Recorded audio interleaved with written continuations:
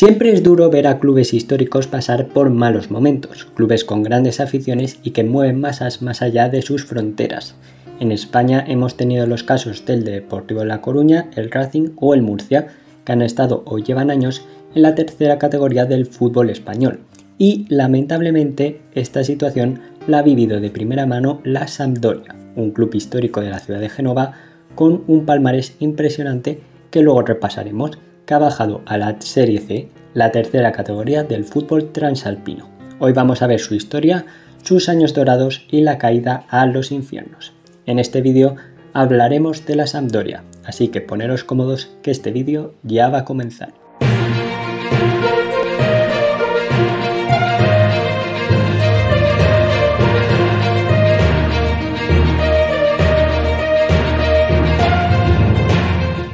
Viajamos a Génova, una de las ciudades más grandes e importantes de Italia que se encuentra muy cerca de la Toscana.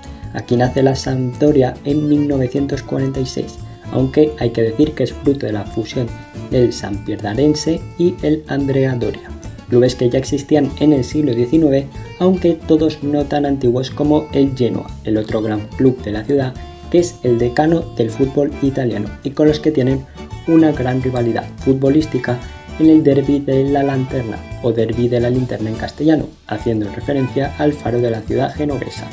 La Sampdoria empieza ya en Serie A, porque la Sampierdarense ya se encontraba en la élite del fútbol italiano y en esta categoría se mantiene los próximos 30 años con contadas excepciones que estuvo en la Serie B, de donde salían rápidamente. Tras años duros donde estuvieron casi 5 años en segunda, nunca bajando de ese escalón, vuelven a la Serie A en la 1982-83, donde alcanzan la séptima posición, pero su gran momento llega un par de años después, cuando ganan la Copa de Italia en 1985 a un Milan que unos años después ganaría una Champions con un juego de ensueño, y que en ese entonces ya contaba con Tassotti, Baresi y un jovencísimo Paolo Maldini.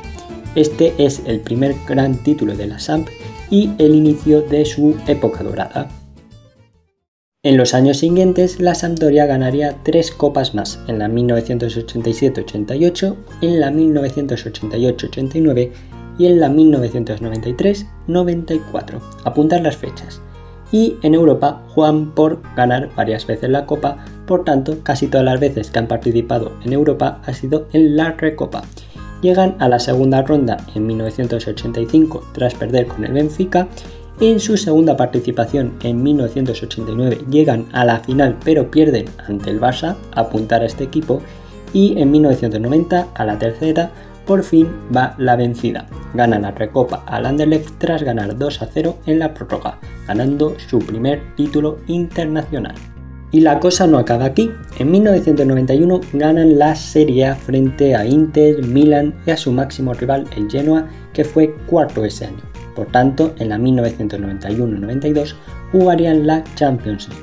El equipo italiano pasa frente al Rosenborg y al Budapest en las rondas previas, plantándose en una fase de grupos que determinaría a los finalistas, ganando al Estrella Roja, campeón de la Champions el año anterior, por cierto tenéis un vídeo muy chulo aquí arriba, y nuevamente venciendo al Anderlecht, pobrecitos los belgas, por lo que al ganar su grupo jugarían la gran final de la Champions en 1992 en Wembley, donde llevarían al Barça a una prórroga donde no pudieron, eso sí, parar el misil de Koeman que daría la primera Champions de su historia al conjunto culé.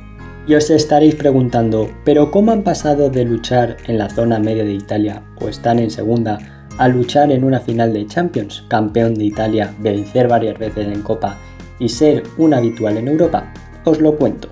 La mayoría de títulos los ganan de la mano de Pezzotti, aunque es cierto que 2 copas fueron ganadas por entrenadores diferentes, la de 1983 por Bercellini y la Copa de 1994 la ganó Sven-Göran Eriksson. Pezzotti creó una escuadra temible, con jugadores reconocibles a nivel mundial. Por ejemplo, fijaros en el 11 de la final frente al Barça.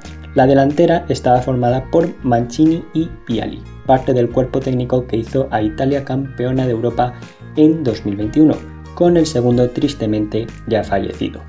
Pagliuca en portería, el portero de los mundiales con Italia justo antes de la llegada de Buffon, y jugadores que son claves para entender el sentimiento de la Sampdoria como Manini o Marco Lana, del que luego os hablaré. Después de la salida más o menos de Eriksson en 1997, el cual, aparte de ganar la Copa, lleva a la Sampdoria a unas semifinales de la Recopa frente al Arsenal, y a pesar de que pasaron técnicos con nombre como Menotti o Spalletti, poco a poco la Samp empieza a ser un equipo más tirando a la zona media de la Serie A, con contadas participaciones en Europa, por ejemplo en 2008 cuando juegan ante el Sevilla en Europa League y les ganaron, algo muy meritorio. Pero, como os digo, ya no es la misma Sampdoria y poco a poco empieza a entrar en una espiral negativa de resultados hasta que hace 2 años descienden a la Serie B con solo 19 puntos. El año pasado no ascendieron, algo incomprensible para la Sampdoria siendo el equipo que es y teniendo una leyenda de Italia en los banquillos como era Andrea Pirlo. La directiva estuvo muy cuestionada, liderada en ese momento efectivamente por Lana, del que os he hablado hace un ratito. Hay que decir que en la directiva también tenemos, y sigue hoy en día como director deportivo, a Andrea Mancini, hermano de Roberto, del que ya hablamos antes, que es una absoluta leyenda de la Samp. La Sampdoria desciende a tercera este año, estando por detrás de clubes como Südtirol o Juve Stabia, clubes que nunca han estado en primera y de hecho estos últimos han sido los causantes de este dramático descenso a los infiernos de un club por el que han pasado leyendas del fútbol mundial como Gullit, Seedorf o Verón. Y la verdad que es una pena la situación de la Sampdoria. Yo sigo un poco la Serie C y no porque sea un friki del fútbol, sino porque yo estuve de Erasmus más o menos medio año en una ciudad llamada Sassari de Cerdeña y el club de allí de fútbol está en la Serie C y se va a enfrentar el año que viene precisamente a la Sampdoria en el mismo grupo por lo que he visto. Y es muy curioso porque conozco un poco la ciudad de estar allí y no es para nada una ciudad futbolística, sino que lo más importante allí, por ejemplo, es el baloncesto.